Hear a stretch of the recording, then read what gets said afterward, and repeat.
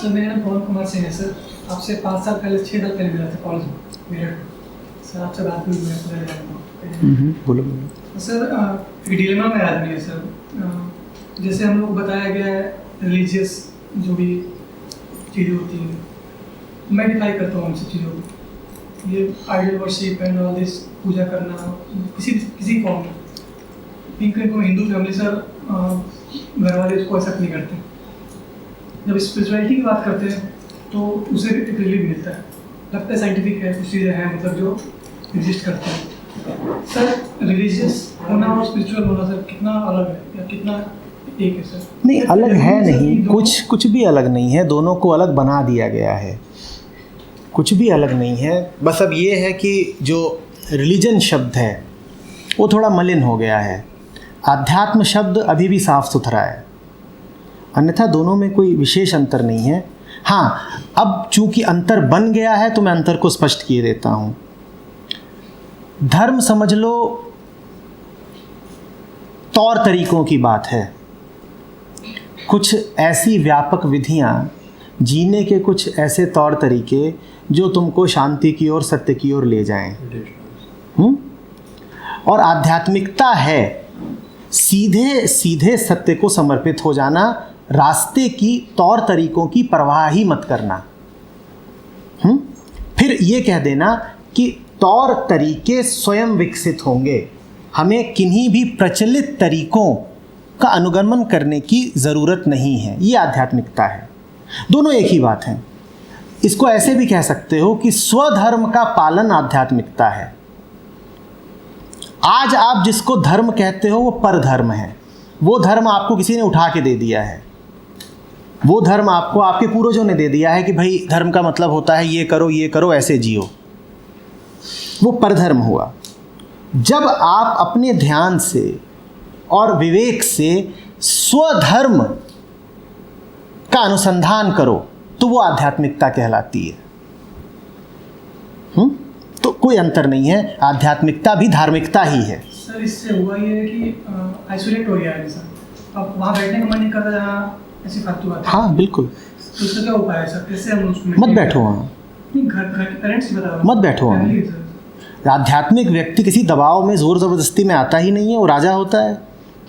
Sir ये natural है, वो तो है ही है। तुम देख नहीं रहे हो, तुम कहते हो कि तुम्हें पूजा इत्यादि अच्छा नहीं लगता। कोई है ना तुम्हारे भीतर जो तुमसे कह रहा है कि मुझे पूजा वगैरह नहीं करनी, और जो तुमसे ये कह रहा है तुम उसके समक्ष नमित हो। अर्थात तुम पूजा तो कर ही रहे हो ना, किसकी? अपने विवेक की।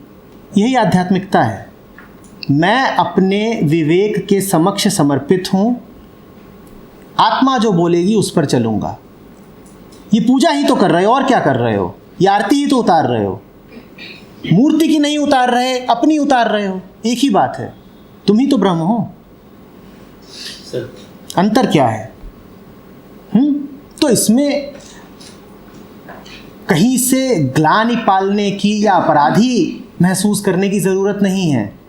तुमने कोई अपराध नहीं कर दिया है। गलत जगह लेके जा रहे हैं ना ये चीजें। ये धार्मिक व्यक्ति बोल रहा है आध्यात्मिक कि गलत जगह जा रहे हैं। नहीं, गलत जगह में जब फैमिली से दूर जा रहा है, सोसाइटी से दूर जा रहा है। ये बात धर्म बता रहा है, नैतिकता बता रही है, अध्यात्म बता रहा है। ये लोनलीनेस बोल रहे हैं इंसान का। ये जो लोनलीनेस होती है, ये आध्यात्मिक व्यक्ति को अनुभव होती है या धार्मिक को? आध्यात्मिक को कोई लोनलीनेस नहीं अनुभव होती। नहीं तो तुम आध्यात्मिक फिर हो नहीं। तुम्हारा धर्म अभी भी परधर्म ही है। बस ये है कि बीच बीच में थोड़ी सी तकलीफ हो जाती है, खुजली हो जाती है, तो लगता है कि ये सब गलत है, त्याग दें। पर भीतर से हिम्मत अभी भी नहीं उठती कि पूर्णतया छोड़ दें। कभी कभी झलक मिल जाती है कि ये सब जो रस्म रिवाज चल रहे हैं, वहम चल रहे हैं, ये मिथ्या हैं, फालतू हैं। पर हिम्मत नहीं जुटा पाते हो कि फिर जो फालतू है उसका परित्याग ही कर दो। वो हिम्मत जुटा पाना आध्यात्मिकता कहलाता है। वो हिम्मत आती है श्रद्धा से, वो आध्यात्मिकता है। पूरी हिम्मत जुटाओ, पूरे आध्यात्मिक हो जाओ। कैसे सर? देखो कि तकलीफ में हो, और देखो कि इस तकलीफ को झेलने से अच्छा है कि खत्म ही हो जाएं। कृष्ण ने अर्जुन को बिल्कुल यही बोला था कि पर धर्म का पालन करने से बेहतर है कि निधन हो जाए तुम्हारा।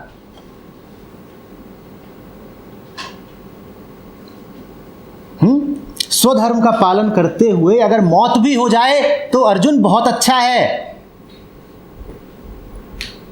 स्वधर्मे निधनो श्रेय। स्वधर्म पे चलो, फिर अगर मौत भी आती है तो बहुत अच्छी बात है, और पर धर्म पे चलोगे तो भयावह। दूसरे के दिए हुए धर्म पे चलोगे तो बहुत भयानक जीवन मिलेगा। बस ये देख लो, फिर दूसरे के दिए हुए धर्म पे नहीं चल पाओगे।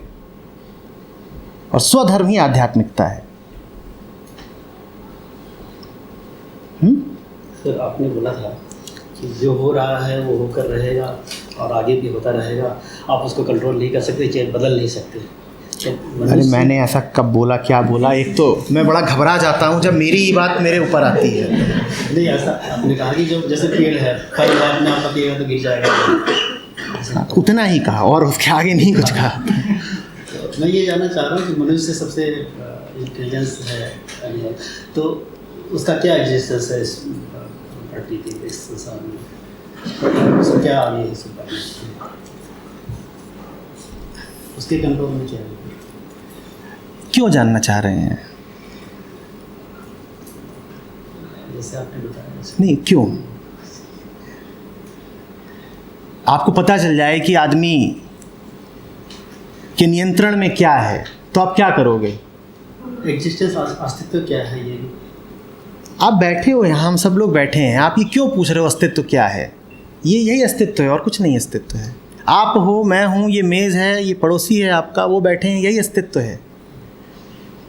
देखिए कि मन कहीं उचटा हुआ है, इसलिए इस तरह के सवाल आ रहे हैं। मन डूबा हो तो कौन पूछता है कि अस्तित्व क्या है? और छोड़ दो कि बड़ी बड़ी बातें कि मन राम में डूबा है कि प्रेम में डूबा है, तो भी बढ़िया रसगुल्ला रखा हो सामने तो पूछते हो अस्तित्व क्या है? राम में डूबना छोड़ दो, बताइए ना मुझे। सामने आप थिएटर में बैठे हैं, एक बढ़िया उम्दा फिल्म चल रही है, कभी ख्याल आता है कि ये जगत मिथ्या है या सत्य है? जबकि पता है कि पर्दे पर जो है वो क्या है, तब भी क्या ख्याल आता है कि ये सब मिथ्या है? ये ख्याल किसको आ रहा है उस पर गौर करिए। ख्याल तो पीछे की बात है, विचार को छोड़िए। जो विचारक है उस पर गौर करिए कि उसको ये विचार कहाँ से उठते हैं, कौन है वो, क्यों पूछता है वो ये सब कुछ। और इन प्रश्नों का ऐसा नहीं कि उत्तर दिया नहीं जा सकता, बहुत बार दिया है। आप जाएंगे YouTube पर, इसी विषय पर 10 वीडियो मेरे ही मिल जाएंगे। पर मैं उस उत्तर देने से बेहतर ये समझता हूँ कि प्रश्न की जड़ तक पहुँचूँ। प्रश्न कहाँ से आ रहा है?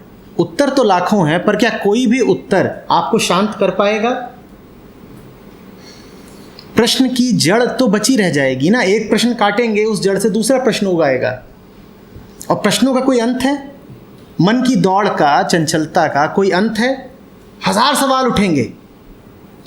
अस्तित्व को अस्तित्व ही क्यों बोलते हैं? आज किसी ने पूछा राम को राम ही क्यों बोलते हैं? मैंने कहा मरा बोल लो। प्रश्नों का कोई अंत नहीं है। हाँ, प्रश्न जिस बेचैनी की जड़ से उठते हैं, उस मूल बेचैनी को देखिए, फिर प्रश्न उठने बंद हो जाएंगे। अस्तित्व कुछ नहीं है, यही है अस्तित्व। और कुछ नहीं है जो आपको नियंत्रण में लेने की जरूरत हो। आप पूछ रहे हैं क्या नियंत्रण में है, क्या नहीं है? आवश्यकता नहीं है कुछ भी नियंत्रित करने की। आप अपने आप को नियंत्रित होने दीजिए, थोड़े पगले से जी लीजिए।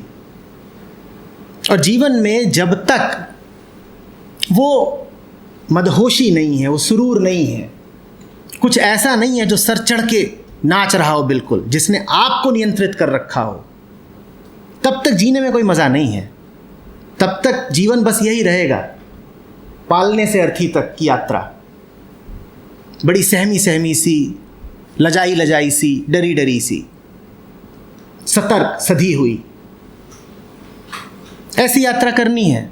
हाँ, उस यात्रा में ज़रूर पक्का रहता है कि क्या नियंत्रण में है, क्या नहीं है, कहाँ कदम रखना है, कहाँ नहीं रखना है।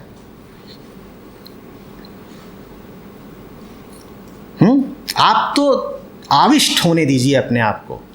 आविष्ट समझते हैं? भूत चढ़ने दीजिए अपने ऊपर। आध्यात्मिकता यही है कि भूत चढ़ गया आपके ऊपर, आविष्ट हो गए। और भूत अगर आपके ऊपर नहीं चढ़ा है तो पक्का जानिए आप जिंदा हैं नहीं। आध्यात्मिकता ये नहीं है कि बिल्कुल जैसे परंपरागत चित्रण होते हैं संतों के कि शांत होकर के बैठ गए, हिलडुल ही नहीं रहे हैं। जैसे कुर्सी, अब पता ही नहीं चल रहा कुर्सी कहाँ ख़त्म हो रही है, इंसान कहाँ शुरू हो रहा है। दोनों बिल्कुल स्थिर हैं।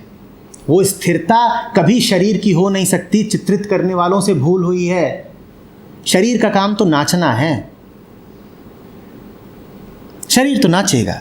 वो जिस स्थिरता को इंगित करना चाहते हैं वो स्थिरता आंतरिक है, वो आत्मा की है। भूल हो रही है अगर आप उस स्थिरता को देह की स्थिरता दिखा रहे हैं। देह और मन तो इसलिए हैं कि मदहोश होकर के नाचें, और उस मदहोशी में आप ये नहीं ख्याल करते कि मेरा क्या होगा, क्या है जो अभी मेरे बस में है और क्या है जो मुझसे छूटा जा रहा है। ये भाषा ही नहीं रहती कि क्या कंट्रोल है, क्या नियंत्रण है, क्या पकड़ा क्या छोड़ा। और जब तक आप में वो ज़रा सा पागलपन नहीं है तब तक समझ लीजिए आप जिंदा नहीं हैं। फिर आप मशीन जैसे हैं। चलती फिरती तो मशीन भी है, काम तो मशीन भी करती है। एक दिन मशीन भी पैदा होती है, एक दिन मशीन भी ख़त्म होती है।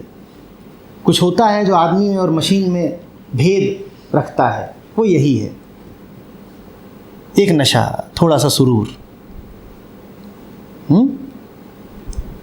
वो ऐसे नहीं आता कि हमें सवाल का जवाब दो, वो ऐसे आता है कि अरे हटाओ ना सवाल, किसको चाहिए। आपके सामने भी अगर कुछ सवालों के जवाब दे पा रहा हूं तो इसीलिए क्योंकि मैं उन सवालों को कुछ समझता नहीं। इन सवालों पर मैं कुछ बोल पा रहा हूं तो इसीलिए क्योंकि इन सवालों की मेरे लिए कुछ अहमियत नहीं। मेरे अपने निजी जीवन में कोई सवाल है नहीं। इसलिए नहीं कि मेरे पास बहुत सारे उत्तर हैं, इसलिए नहीं कि मुझे हर सवाल का जवाब पता है, इसलिए क्योंकि सवालों को इतनी तवज्जो दे कौन। और बहुत कुछ है करने के लिए। ये सवाल जवाब खेलना ही नहीं है, दूसरे खेल हैं खेलने के लिए। और ये मज़ेदार बात है कि जिसका सवालों से कोई ज़्यादा लेना देना नहीं, वो जवाब देने के काबिल हो जाता है। सवाल क्या है? मन की लहरें, मानसिक गतिविधि। क्या सोच रहे हैं आप? ये सब कुछ आपको सत्य तक ले जाएगा? आपको क्या लगता है किसी भी सवाल के जवाब में सत्य छुपा हुआ है?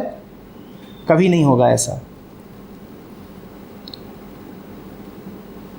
कहता हूं मैं इसीलिए कि यहां से जब जाइए तो जितनी बातें यहां हुई हैं सब छोड़ के जाइए, कुछ याद मत रखिएगा। आपको जो मिलना था वो मिल गया। बाकी कुछ भी जो अपने साथ आप ले जाएंगे वो कचरा होगा। कचरा क्यों ले आना चाहते हैं? ये ऐसी सी बात है कि किसी कागज़ की प्लेट पर आपको गुलाब जामुन दिए गए। गुलाब जामुन तो आपने ले लिए और साथ में उस प्लेट को भी जेब में रख रहे हैं। जेब और गंदी हो जाएगी, उसको छोड़ के जाइए। मेरी बातों को, मेरे शब्दों को याद रखने की या संभालने की कोशिश मत करिएगा। इसी कारण कह रहा था कि घबरा जाता हूँ जब कोई मेरी बात मेरे ऊपर लाता है, क्योंकि मुझे पता ही नहीं होता मैंने कब बोला और क्या बोला। तो पहली बात तो जानूं कैसे कि तुम जो बोल रहे हो वो तथ्यात्मक भी है या नहीं। आप बोलते हो आपने ऐसा कहा था, मैं कहता हूँ बाप रे, या आगे आरोप पत्र, आपने ऐसा कहा था। पता किसको है कि क्या कहा था?